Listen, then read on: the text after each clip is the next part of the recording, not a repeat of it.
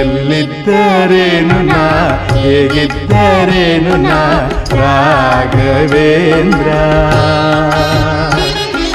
ನಿನ್ನಲ್ಲಿ ಶರಣಾಗಿ ನೀ ನನ್ನ ಉಸಿರಾಗಿ ಬಾಳಿದರೆ ಸಾಕು ರಾಘವೇಂದ್ರ.